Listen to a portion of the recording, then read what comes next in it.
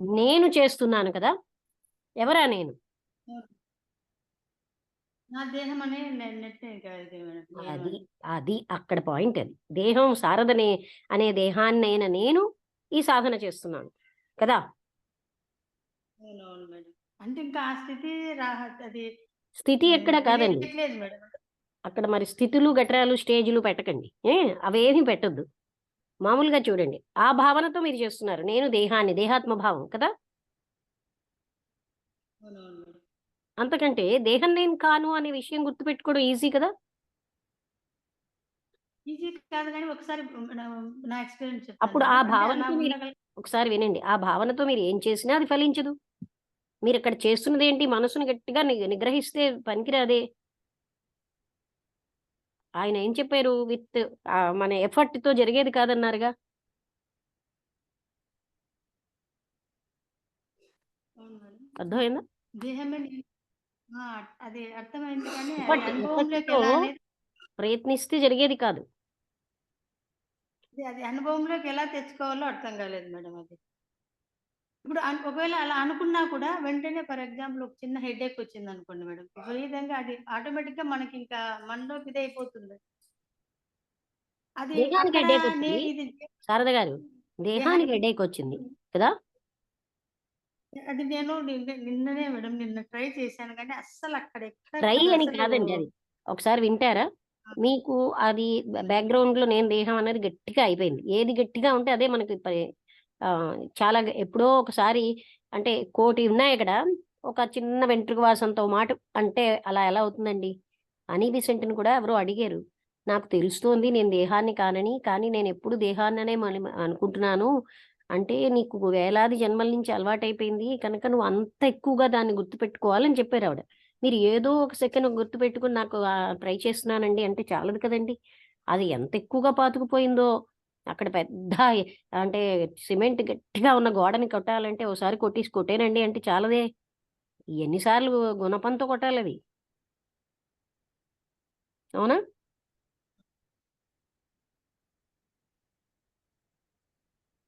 నేననేది అర్థమైందా శారద గారు?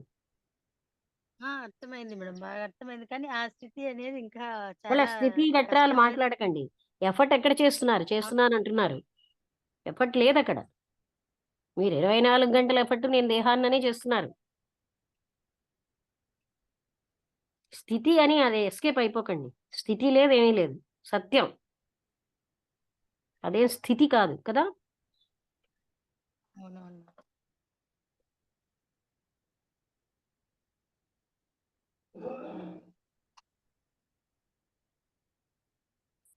ఏమంటారు? అవును మేడం. 100% correct madam. అది ఇంకా అదే ఏ స్థితిలో ఉన్నామనేది అర్థమవుతుంది. ఏ భావనలో ఉన్నారన్నది. దేహ భావనలో ఉన్నారు. అవునవును. దేహ భావనలో అన్ ఉండి మీరు ఒక రోజంతా పూజలు చేశారు. మీ దేహ భావన పోతుందా? మీ దేహ కాదు భావనే కదా మేడం పోకుండా అది. మీరు అల్లక్కడక్కడ మీ హస్బెండ్‌ని కూడా మీరు కదిలించగలరంటున్నారు. మీ దేహ భావమే పోగొట్టుకోలేకపోతున్నారే! మీరు చేసిన పూజలతో. అవును. అవునా కాదా? అవునవును. అయినా కరెక్ట్. పూజలు 100% చేస్తే కరెక్ట్ దేహభావం మేడం. పోతుందా? అవును. దేహభావం ఇంకా ఎక్కువొస్తుంది మేడం. అది. పోతుంది మన వేరు గానీ ఏ ఇంకా చర్య ఎక్కువొస్తుంది. వల్ల ఆత్మతత్వం మనకి రాదు అంటారు. త్రిపుర రహస్యంలో. అదే విధంగా శివుడు కూడా సాక్షాత్తు శివుడే చెప్తాడు ఈ విషయం యోగ వాసిష్టంలో. అవునవును. మనం మాత్రం ఉండలేక చర్యలు చేస్తూ ఉండి దానికొక ముసుగేస్తాం. ఉట్టినే కూర్చోలేక ఏవో పనులు చేస్తాం. అదే అర్థమై ఆ స్థితి మనకి రావట్లేదు అంటే ఇది స్థితి అని ఇది మీరు కావట్లేదు. అనకండి. స్థితి కాదు. ఆ జ్ఞాపకం ఉండటం లేదనండి కదా. అది స్థితి కరెక్టే మేడం. కరెక్ట్ అంటే కాదు. నేను ఆ జ్ఞాపకం నేనే దేహాన్ననే జ్ఞాపకమే ఎక్కువుంటోంది. దేహం నేను కాను అన్న జ్ఞాపకం నాకు ఉండటం లేదు. అంటే అది నిజం. సరళ భాష. అవును. అంటే ఇప్పుడు మీరు చెప్పేసివి అవన్నీ క్లాసెస్ విని నిన్న ట్రై చేశా మేడం. నిన్న విపరీతంగా మీరు ట్రై తలనొప్పొచ్చింది సాయంకాలము. చేయడానికి అక్కర్లేదు. వినండి నేనేం చెప్తున్నానంటే ఎఫర్ట్‌తో జరిగేది అది కాదన్నాను. కాలేదు. అది చేసింది కాలేదు మేడం నేను. అసలు. నేను అన్నదే. అది ముందు నేను శారదగా చేసినది. అంటే దేహభావంతో నేను చేస్తున్నాను. అవునవును. ఆ అది అసలు పాయింట్ మనం తెలియట్లేదు గమనించాలి. మేడం. ఇప్పుడు తెలుస్తుంది ఆ కదా! దేహం నేను అనే భావం మాత్రం ఎప్పుడూ గట్టిగానే ఉంది. దాన్ని పట్టుకునే నేను అన్నీ చేస్తాను కదా! అప్పుడు మనసు నిశ్చలమైన లాభం ఏమిటి? దేహం నేను అని గట్టిగా ఉంది కదా!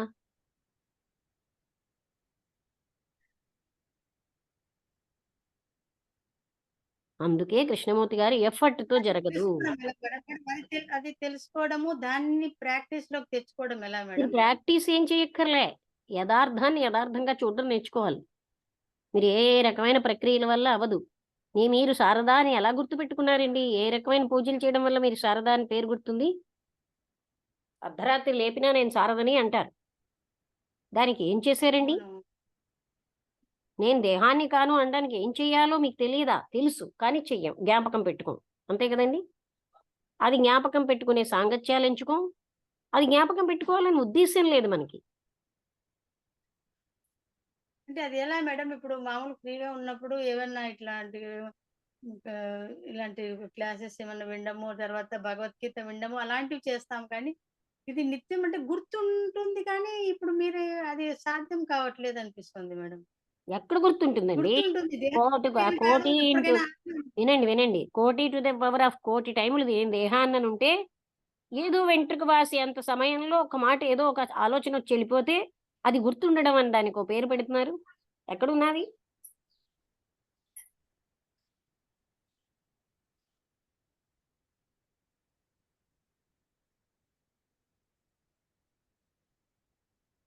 అర్థమైంది కదండీ! రామబుద్ర గారు మీకు అర్థమవుతోందా నేను చెప్పిన దాంట్లో సత్యం?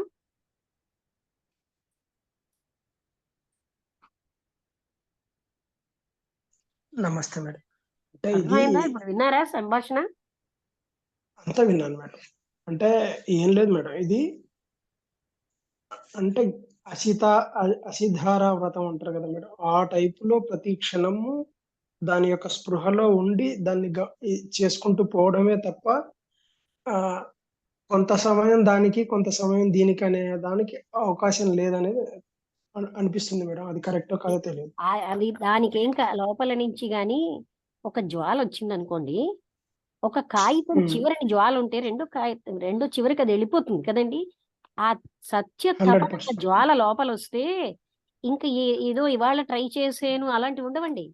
అది మిమ్మల్ని లాస్ట్ వరకు అవును మేడం. తీసుకెళ్ళిపోతుంది. అవును మేడం. మెయిన్ ఏందంటే ఆ సత్యతాపన అనేది రావాలి. అది లేకోకుండా అంటే ఇంకా మనం ఏం నేను చేయలేం. అసత్యంలో ఉన్నాను అన్నది తెలిసినప్పుడు ఆటోమేటిక్‌గా అది అటువైపు మన మైండ్ ఎళ్తుంది కదా! మనకేమో నేను బాడీని కాను అనే విషయమే నాకు గుర్తుండట్లేదే. ఆ చిన్న విషయమే నాకు గుర్తుండట్లేదు. నేనేమిటి చేస్తున్నాను అని మనం గ్రహించగలం కదా! అవును మేడం. ఆ చిన్న విషయాన్నే నేను అధిగమించలేను నా సాధనలు దేనికి? అవును బాడీ మేడం. నా పనిముట్టుని నేను గుర్తు చేసుకోలేకపోతున్నాను. అది శ్వాస మీద ధ్యాస పెడితే అవుతుందా? షట్చక్రాలని ధ్యానం పెడితే అవుతుందా? చెప్పండి. కాదు మేడం. ఇవన్నీ భ్రమలోకి వెళ్ళిపోవడం. అందుకే రమణ మహర్షి కొట్టి పారేస్తున్నారు. అర్థమైంది కదా! అసలు పాయింట్ దగ్గర వదిలేసి మిగతావన్నీ అంటాం మనం. ఎందుకని? అది 10 రోజులు ఉపవాసం చేస్తే వస్తుందా? ఏమిటి? హ్మ్.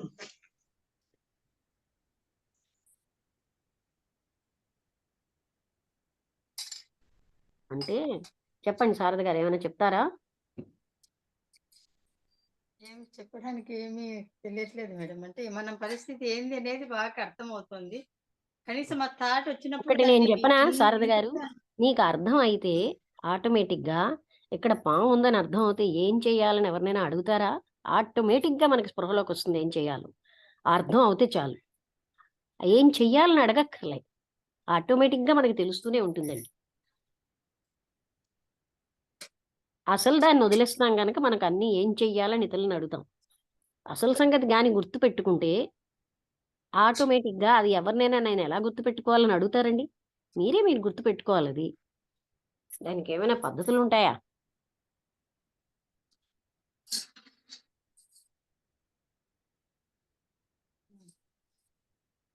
అదే అన్నిటికంటే మెయిన్ మనం. అది చిన్న విషయం అనుకోండి, పెద్ద విషయం అనుకోండి, దట్ ఈస్ వెరీ ఎసెన్షియల్. మీరు 1,000,000 పూజలు చేసినా మీకు ఇది లభ్యం అవుతుందేమో చూడండి.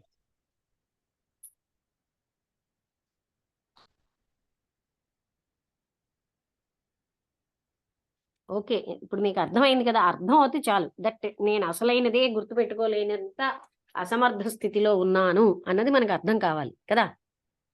బాడీ నేను కాను అనేది పెద్ద అసత్యం. ఆ అసత్యంలో నేను జీవిస్తూ, నా మూలమే అసత్యం అయ్యుండి, నేనేమో అసతో మా సద్గమయ అని ప్రార్థనలు చేస్తే నాకు లాభం ఏమిటి? మేడం అర్థం అవ్వడం కాదని ఎవరీ సెకండ్ అది దాంట్లో ఉండగలగాలి అనేది అర్థం అవుతుంది. సత్యం అది అన్న నమ్మకం ఉంటే ఆటోమేటిక్‌గా అట్లా ఆగుతుంది. ఆ నమ్మకం కూడా మనకు తక్కువే. ఇప్పుడు రామభద్రుడు గారు రమేషు మిమ్మల్ని నిలబడండి, కూర్చోండి ఇవన్నీ అన్నాడు కదా! గుర్తుందా? అవును మేడం. అవును మేడం. అప్పుడు అవును. ఎందుకని అన్నాడు? మీరేం సమాధానం చెప్తారు? హౌ యూ ఆర్ ఐడెంటిఫైడ్ అని చూపెట్టడానికి. హ్మ్. నిలబడ్డండి అంటే ఎవరు నిలబడ్డారండి? బాడీ నిలబడింది అని మీరు అనలేదు కదా!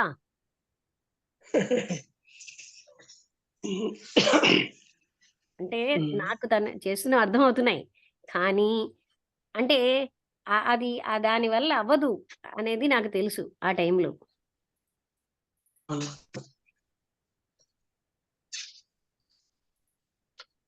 అంటే ఇప్పుడు నేను అనే పదాన్ని ఉపయోగించడానికి గూడా మనకు కరెక్ట్‌గా లేదు. ఉపయోగించడం అందుకనే లేదు అనేది కృష్ణమూర్తి గారు ఏమంటారు? ద స్పీకర్, వక్త చెప్తున్నాడు అని చెప్తారాయన. ద స్పీకర్ ఈస్ టెల్లింగ్ అంటారాయన. Don't believe the speaker also అంటారు. స్పీకర్ కూడా మీరు స్టాండర్డ్‌గా తీసుకోకండి అని చెప్పారు. కృష్ణమూర్తి అని కూడా అనలేదు. స్పీకర్ అంటారు.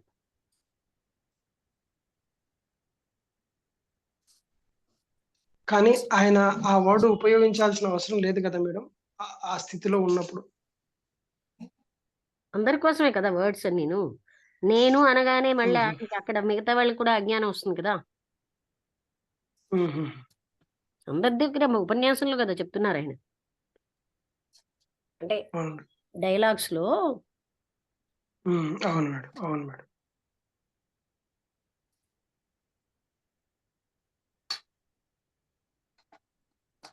ఎందుకనే మహాత్ములు ఒక చూపు చూసినా, ఒక క్యాజువల్‌గా మాట్లాడినా దానికి చాలా మీనింగ్ ఉంటుందండి. మనం కేర్‌లెస్‌నెస్‌కి అలవాటైపోయి వాటిని కేర్‌లెస్‌గా తీసుకుంటాం. ఇప్పుడు మీరన్నారు గాబట్టి ఒకటి చెప్పాలనిపిస్తుంది మేడం. చెప్పండి. చూపు అన్నారు గాబట్టి. అంటే ఇప్పుడు గుడిపాటి వెంకటాచలం గారు మహర్షి దగ్గరికి వచ్చారు మేడం. అంటే ఆయన వాళ్ళ ఫ్రెండ్ తీసుకొచ్చారు. తీసుకొచ్చినప్పుడు ఆయన ఒక షరతు పెట్టారు. పెట్టినప్పుడు "నువ్వు నన్నక్కడ అడ్డుకోవద్దు. నేనేం చేసినా" అన్నట్టు. అంటే అట్లా కాదు ఆయన మహాత్ముడు గదా! జ్ఞాని గదా! ఆయన దగ్గర కొంచెం జాగ్రత్తగా ఉండాలి అని జెప్పారు. చెప్తే సరే అని జెప్పేసి కొండ మీద నుంచి దిగొచ్చేటప్పుడు అడ్డం నిలబడతాడు మేడం. ఆహ్, అవును. ఈ అది ఈ కూడా చలం సిగరెట్ కాలుస్తూ. చలంగా. అది కూడా ఆ! సిగరెట్ ఆ! అవును మేడం. నేను అడ్డం ఒక్కసారి నిలబడితే చూసాను. ఆ! అవును. ఆ! ఇది గురువుగారు చదివాను. చదివానో, విన్నానో ఒక్కసారి ఎక్కడో. అవును. ఒక్కసారి ఒక్క చూపు జూసి ఇట్లా వెళ్ళిపోతారు మేడం. ఆయన దాటుకొని వెళ్ళిపోయిన తర్వాత ఆ చూపే ఆయనను కట్టుపడేసింది మేడం. ఇంక అక్కడి నుంచి బయటికి రాలేకపోయారు. అలాగా అది అంటే అతనిలో మీరిందాక అనంతమైన పరివర్తన. మరి బుద్ధుడు ఆ అంగుళీమాలని అలా చూపు చూడడంలోనే ఆయన మారాడు. ఆ! అదే మేడం. అంటే నిజమైన జ్ఞాని యొక్క స్థితి అనేది అక్కడ తెలిసిపోతుంది మేడం. అది. అంటే ఆ చూపును బట్టి తెలుస్తుందని అతన్ని ఎస్టిమేట్ చేయడం కాదు. జ్ఞాని చూపుకంత పవర్ ఉంటుంది. అవును. అవును మేడం. అదే. తను నిజమైన అదే. జ్ఞాని కాకపోతే ఒక చూపుతోటి అవ్వదనా ఏంటి? అలా కాదు. అంటే హ్మ్. ఆ వాళ్ళకి అతని ఇది తెలిసిపోతుంది ఎలాగా ఆయన సంకల్పం. అవును మేడం.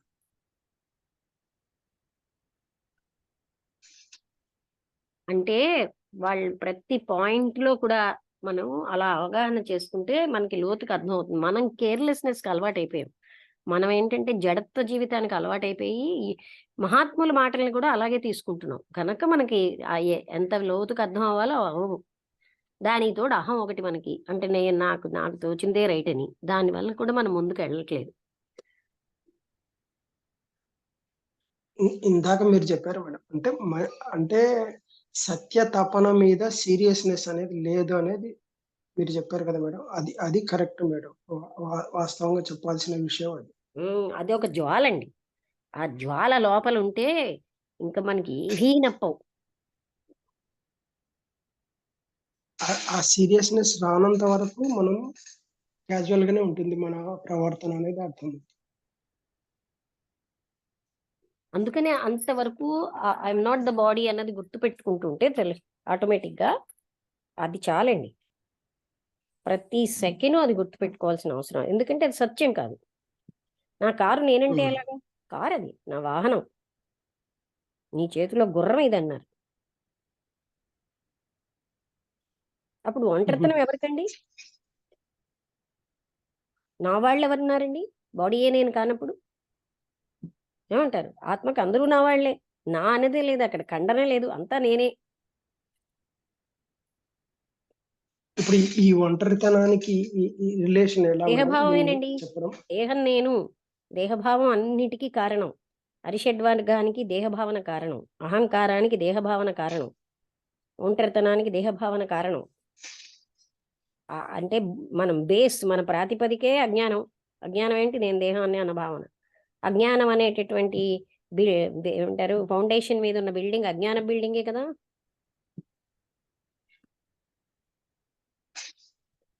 ఆ పాయింట్ అర్థమైందా?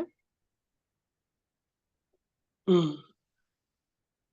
మన ఫౌండేషనే అజ్ఞానంలో ఉంది. వాట్ ఈస్ దట్ అజ్ఞాన? ఐ యామ్ ద బాడీ అండి. అందుకని ఈ అజ్ఞానాన్ని ముందు తీసేస్తే ఇప్పుడు ఈ ఒంటరితనం అని అంటే అక్కడ కూడా మనం వివేచన ఒంటరితనం ఏంటి ఎక్కడుంది? అంటే ఎవరికి ఈ ఒంటరితనం? బాడీకా? బాడీకి ఒంటరితనం ఏంటి? దేహానికా లేకపోతే ఆ, ఆహ్, ఆత్మకి ఇప్పుడు కూడా అది అన్నిటితో అవిచ్ఛిన్నంగా ఉంది. అంటే ఖండన లేకుండా ఉంది. అంతా కలిసి ఉంది అది. దానికి ఒంటరితనం లేదు. బాడీకి ఒంటరితనం ఏంటి? అది జడం. దానికి ఏం అలవాటు చేస్తే అదే ఉంటుంది కదా! ఆ! అందుకని ఒంటరితనం దేనికి ఉన్నది అంటే ఈ రెండిటికి లేనప్పుడు ఇంకా దేనికి అన్నది మీరు చూసుకోండి కదా! అవును మేడం. అన్నీనండి దేహం నేను అనే దాంట్లోంచి అన్నీను ఉత్పత్తి అవుతున్నాయి. సకల దుర్గుణాలకి మూలం ఆ భావనే. సకల దుష్టత్వాలకి మూలం ఆ భావనే. అన్ని దుండగీడితనాలకి ఆ భావనే. అన్ని అధర్మాలకి ఆ భావనే మూలం కదా! అవును.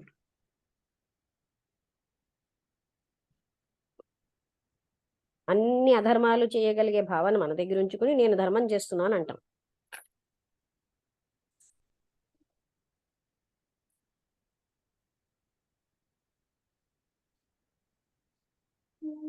అవునా కాదా? చెప్పండి. కరెక్టే మేడం. ఏం అందులో సంశయమే లేదు. అందుకని ప్రతి నిత్యము ఏ పని చేస్తున్నా సరే అది జ్ఞాపకం చేసుకోవడానికి ఒక దగ్గర మఠం వేసి కూర్చోక్కర్లే. ప్రతి సెకను గుర్తుంచుకోవచ్చు. నేను రామబుద్ధుడిని, నేను శారదని అని గుర్తుపెట్టుకోవడానికి ఏమైనా సాధనలు చేయాలా? ఉన్నదే అది.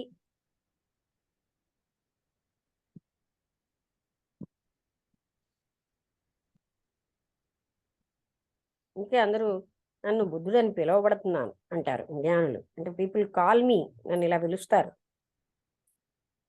ఓకే అండి. అయితే ముగించేద్దామా? Thank you madam. అంటే ఇప్పుడు మాకు ఏమి అర్థం చేసుకోలేని స్థితిలో ఉన్నా గూడా మీరు ఓపికతోటి ఇంత ప్రయత్నం చేసి, ఇంత ఎఫర్ట్స్ పెట్టి ఇది చేస్తున్నారు మేడం. Thank you madam. నేను చేయడం కాదు. మీరు నిలవకపోతే నేనేం చేయగలను చెప్పండి? ఈ పాటికల్లా బాలభాస్కర్ గారిలా కోపం వచ్చి వెళ్ళిపోతే నేనేం చేయగలను? ఏమంటారు? నిలవాలి గదా! ఒక దృఢమైన విశ్వాసం ఉంటే గాని నిలవలేరు. ఇక్కడ జరిగేదంతా నాకు మంచికే అనే ఒక దృఢమైన విశ్వాసం అవును. ఉన్నప్పుడే నిలవగలరు. అంటే విశ్వాసం అనంటే అది గతంలో అవును. జరిగినటువంటి అనుభవాల ద్వారా కూడా మనం తెచ్చుకోవాలి కదా! అవును. అవును. మీరు నిలవకపోతే నేనెవరికి చెప్తాను? కరెక్ట్ అండి. ఓకే అండి. ముగించేద్దాం. Thank you.